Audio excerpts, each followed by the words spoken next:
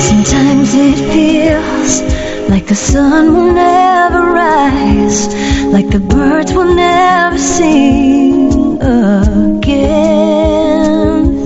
Believe in a power greater than what you are going through. When you don't know what to do, keep breathing. That's right. When you don't know what to do, just keep on breathing. From the City of Angels in Los Angeles, welcome to all my listeners out there in Radio Land. I'm Dave, the Caregiver's Caregiver at caregiverdave.com, along with my lovely co-host, best-selling author, and former mayor of Grover Beach in Central California, Debbie Peterson. And we're also coming to you live and on demand 24/7 on numerous syndicated radio and podcast networks on 30 global audio and video platforms, including iHeartRadio, iTunes, YouTube, Spreaker, SoundCloud, Vimeo, Stitcher Radio, Spotify, many, many more. In fact, we're proud to be voted #1 caregiver podcast on FeedSpot out of thousands and #1 caregiver podcast on the top 50 on Player FM. And we have an especially exciting show planned today. Caregiver Mastery, eliminating stress, anger, and guilt for family caregivers. Here we have a father, grandfather, caregiver, and friend.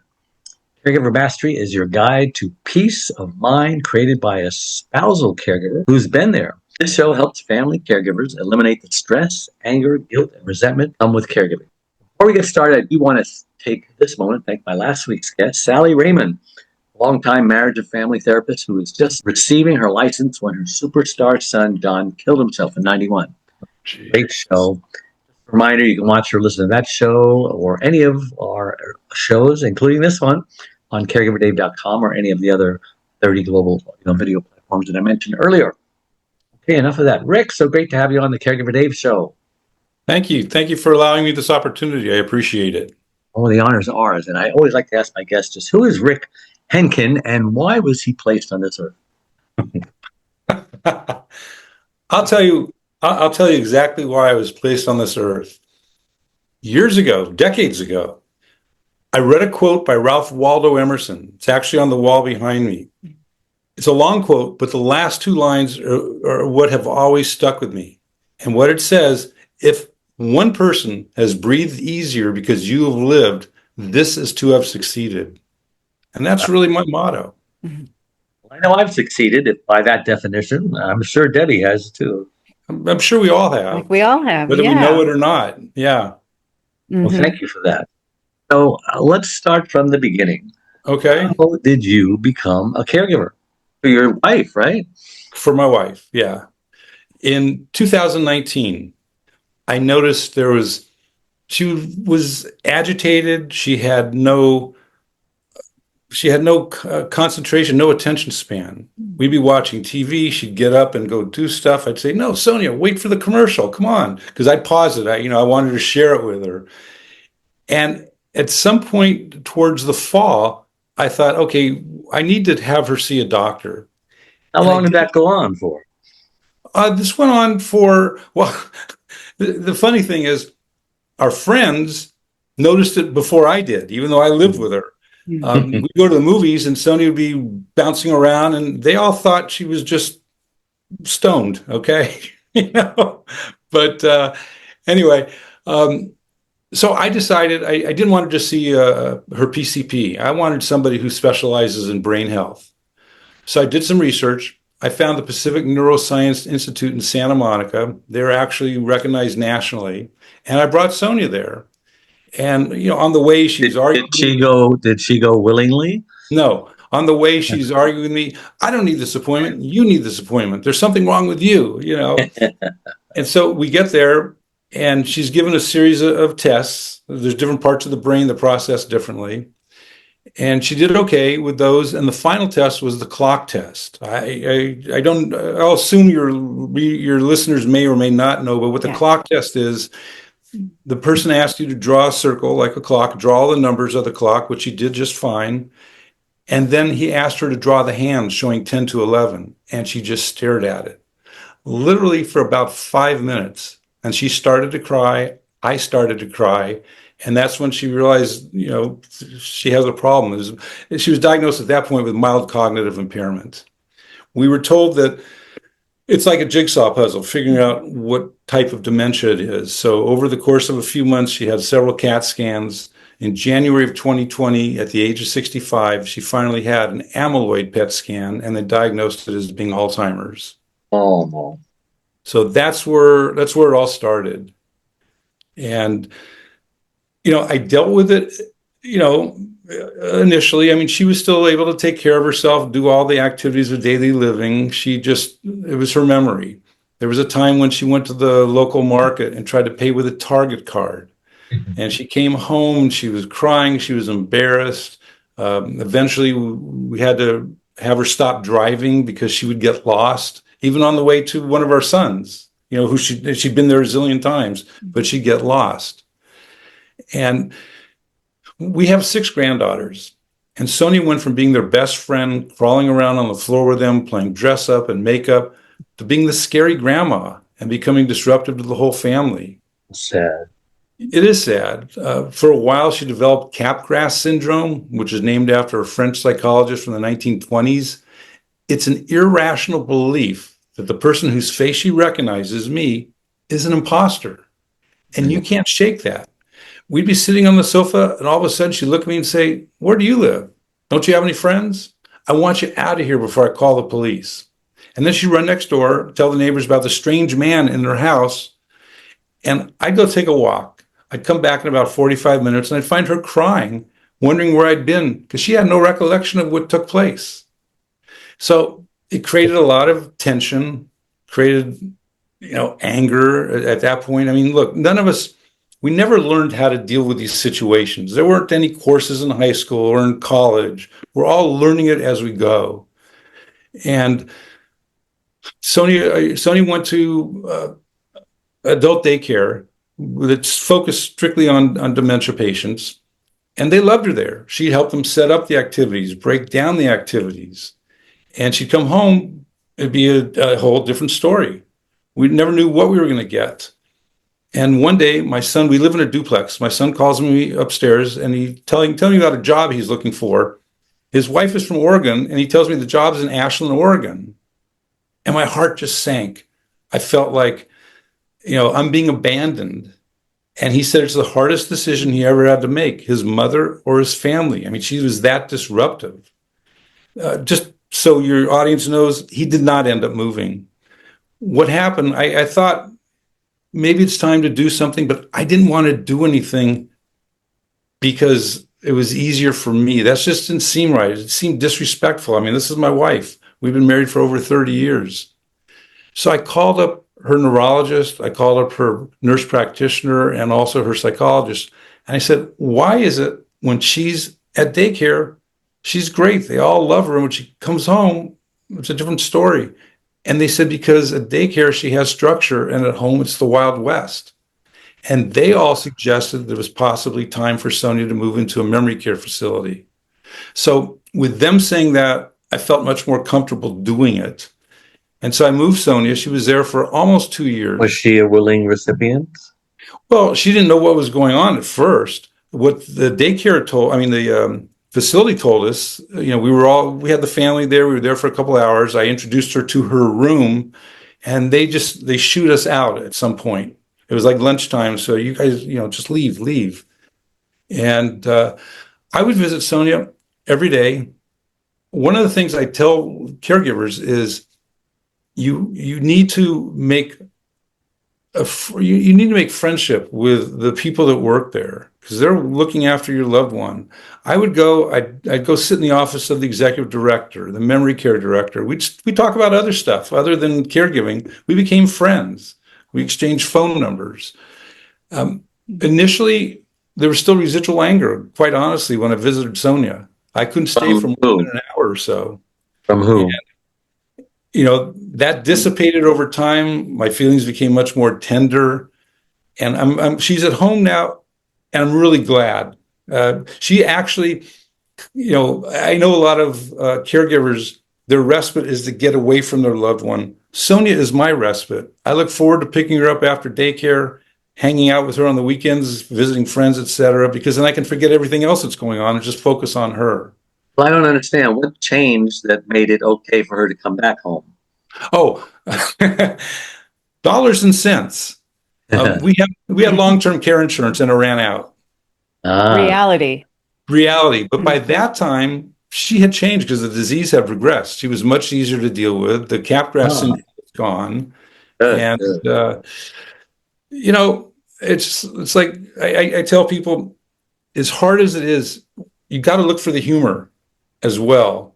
Yeah. I think that's so important, not to make fun of our loved ones, but recognize some of the things they do are funny and it becomes a memory. Sonia and I were at the International House of Pancakes. And as we're leaving and I'm paying, she snatches a pancake off one of the other customers' plates. He was very nice about it.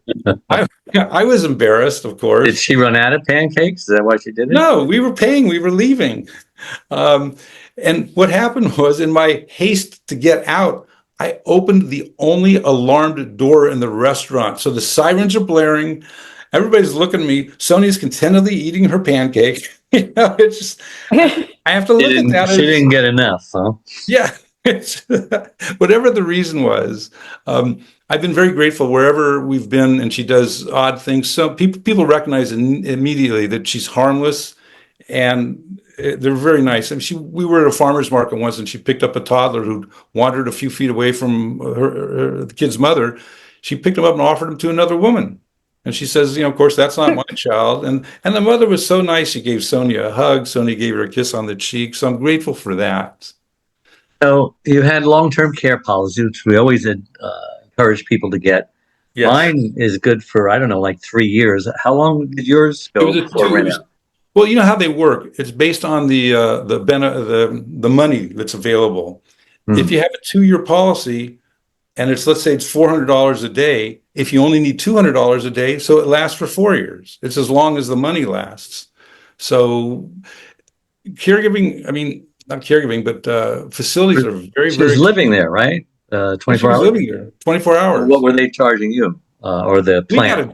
We got a deal. I was paying about $8,500 a month, but a lot of them here in LA were 10, 12, 15,000 a month. So out of the $8,500 a month, how long did the plan last? About 22 months. Okay, so almost 2 years. Yeah. It was. She had about $300 some odd thousand, and it just, Well, you're very fortunate. It sounds like you two are picked up your stride. You got a new normal. You're living with it. You're right. Both happy, both content. That is kind of unusual, isn't it, Debbie? I'm thinking. Yeah, I don't think Blessed. we usually hear from people who just seem to have it together, and you seem to have cracked it somehow. Well, what would be your secret to that? Most of the time, it's like the movie, the Notebook. It doesn't have a happy ending. Well, here's what happened. When Sonia was still living at home before she went to the facility, it was as difficult for me as it is for anybody. There was anger, there was stress, there was frustration. But I had learned that the burden of care, which is a significant medical phenomenon, takes its toll on the caregiver. I read in the Journal of the American Medical Association that family caregivers have a 63% higher risk of dying than their peers who aren't caregivers. Because, a lot of times it's a loved one that ends up in the hospital. Right. I wasn't about to let that happen to me. It was bad enough. It was taking my wife, but I refused to let it reduce my lifespan. So I thought, okay, cool. I'm going to look on the internet. This can't be a brand new issue. There's got to be answers. On website after website, I found the same information. Find 15 minutes, take a break, walk, exercise. It's all nice and helpful information, had nothing to do with my feelings and how, my emotions. At that point, I realized, okay, you're going to have to do this yourself, Rick. Yours is the only brain that can change. Sonia's is not going to change. And then the next question was, well, so how do I do that? And I just got online and read and learned as much as I could. It's all about changing your mindset. That's the bottom line. You've got to change your mindset, because, I don't care how good of a caregiver you are. You can be the greatest caregiver in the world. You can't stop this disease. It's still going to go on. You've got to decide how you want to look at it. And I tell caregivers, what if all the stress that you're feeling is all because of what you're thinking? And therefore, you can change all of that by looking at things differently. And that's really what it comes down to. Debbie, you have any questions? Debbie? Yes, so I'm curious about a couple of things. Sure. There was the issue of the anger, how you resolved that, and then and what you were angry about, what made you angry, and or what it was, and then also, do you do all those other little things that everybody recommends? Do you take the walks? Do you take 15-minute break? Do you do those things too? You personally? Well, Sonia's at daycare during the day, so that gives me several hours. But I take my walks with her because while she's still mobile, I don't want her legs to atrophy. So I take her for a walk. I work out. I exercise. So I do, in that respect, I do everything I can to take care of myself because I realize that that's important. It's important anyway. Aside from Alzheimer's, that's just me. Go to the gym and all of that. I've been doing it for years. But it's, I finally found my answer. I call it my heaven island. And it's a state of peace, acceptance, and clarity where I could care for Sonia without losing myself in the process. And then I decided, well, let's see if I can help other caregivers. I didn't know what was out there. I looked on Facebook, and as I'm sure you know, there's dozens and dozens of groups just for family caregivers. And those people, those groups have, tens of thousands of members. And I started looking at those groups, and almost to the T, all everybody did was rant and complain. When's this going to be over? I hate my life. One woman was considering suicide. It was easier than taking care of her husband. It broke my heart because I thought it doesn't have to be this way. There are answers. So I put together this course called Caregiver Mastery to try to help people. And, realizing that caregivers don't have a lot of time. The course isn't some major thing with, dozens and dozens of videos and, thousands of PDFs. I made it real short so they could get through it in a matter of a few minutes a day. Have you had feedback from people? Oh, yeah. I've had feedback, and it exceeded my expectations, quite honestly. One woman said, people are saying to me, you're smiling again. And her husband had Alzheimer's and cancer. He's gone now. But, I've had that from a few people. So, again, this program is not some giant time-consuming program. I didn't create it to add to anyone's plate. I created it to lift some of the weight off their shoulders. Well, can you give us some samples of what, so we can get a flavor of this? It sounds pretty powerful. Well, the modules that I discuss are first mindfulness. You have to be aware of your emotions. Okay. The next is distorted thoughts, your limited beliefs, your mindset. See, one thing I learned in doing my own research is that our thoughts create our feelings. If you don't like your feelings, change your thoughts. I know it sounds simple.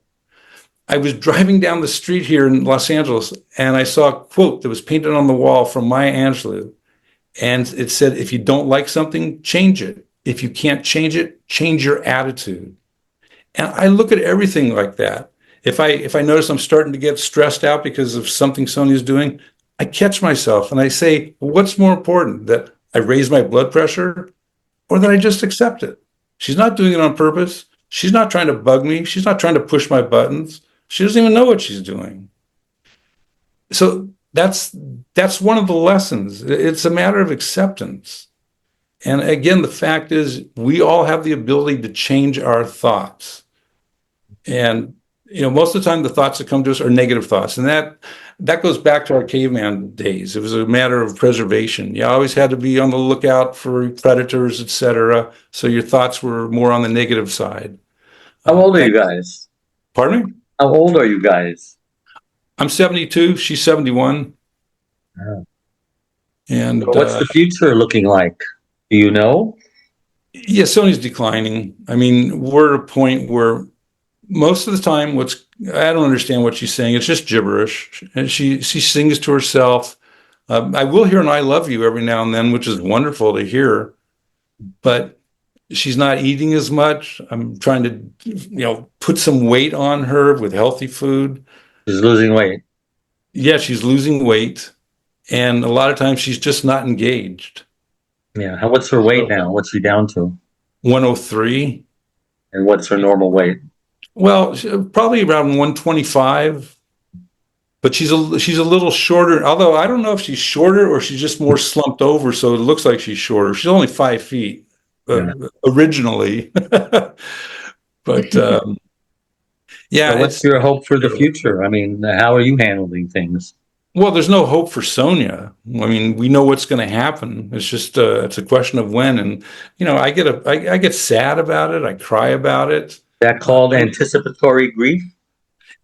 Yeah, because I know what's happening to her. She may not know it, but yeah, it's anticipatory grief. I don't live in that. I try to live in the moment.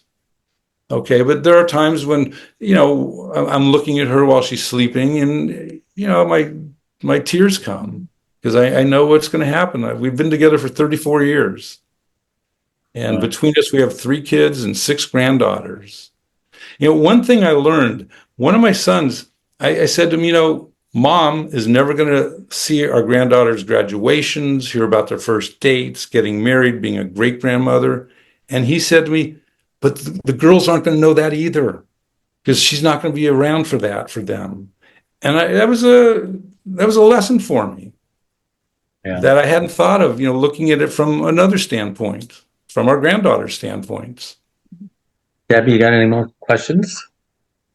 Well, I'm thinking back to how for a while your response was anger, and then you moved into acceptance, and it sounds almost as if you went through a grief process, and then once you get to the acceptance, then it's a much easier place to be. Well, it is. It's definitely an easier place to be. But look, I'm human. I still get sad. This is my wife, but I don't get angry at her. I don't, Here's a quick lesson. And this came to me very soon after Sonia moved into the memory care facility. A friend of ours invited me over for dinner, invited a few of us over for dinner. And she thought it may not be a good idea to bring Sonia because it might be overwhelming for Sonia. And, we'd been friends for decades. And my first thought was, well, if Sonia's not going to go, I'm not going to go. Yeah. And so I stayed home. And what I learned from that was it doesn't add to the Sonia's quality of life if I sit in the corner and mope. I might as well go out and enjoy myself as well. Did we lose the picture?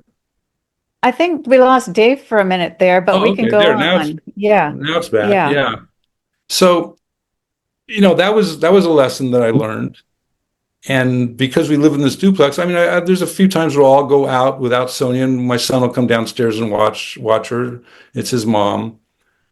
But another thing I try to tell caregivers is, like I say, the disease is going to move forward no matter how good of a caregiver you are. And while there are a lot of people who mean well, I call them armchair generals, unless they've walked in your shoes, don't pay any attention to them. Let them take care of your loved one for a weekend and see how that goes over. Yeah. Because so many people offer advice and they have no understanding of our journey. And everybody's journey is different. Wow. So what do you have to say to caregivers who lie awake at night thinking, I should have done more today, or why did I snap like that? The guilt and the judgment. Mm-hmm. Here's what I have to say. Forgiveness.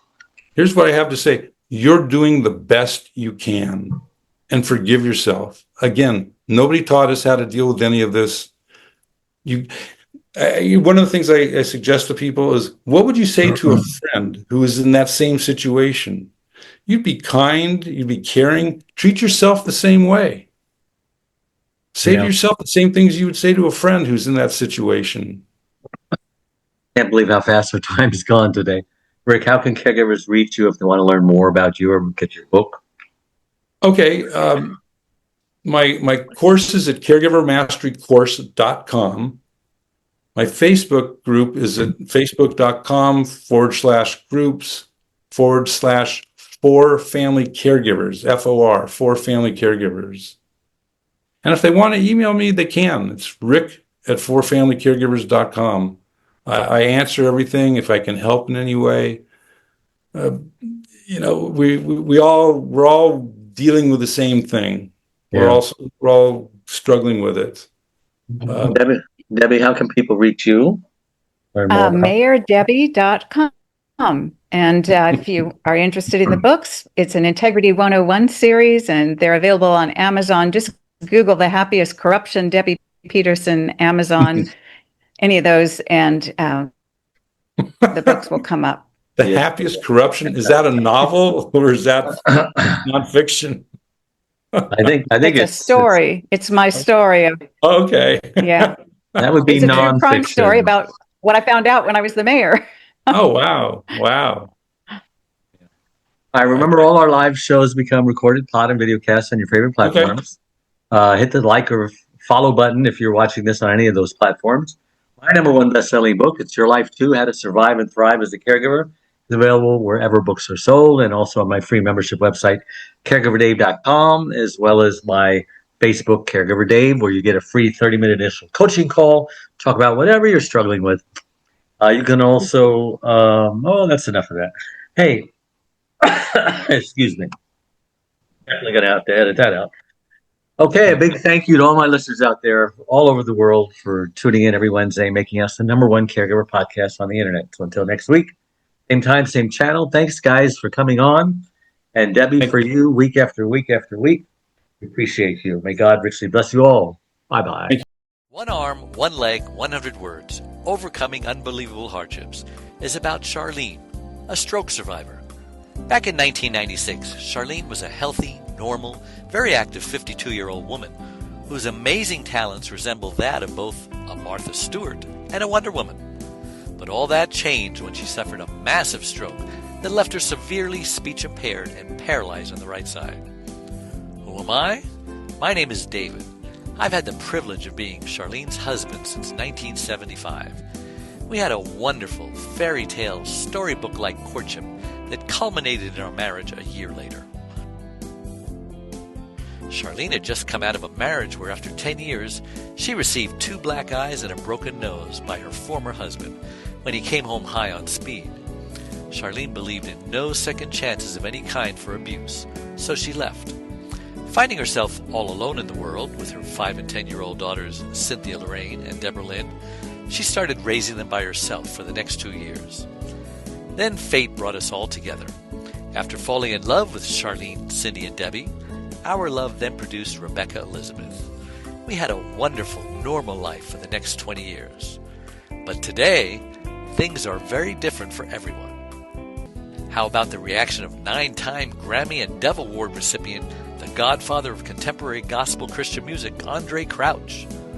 Charlene just won't let the promises of God go, and she has not let her circumstances get in the way of her faith.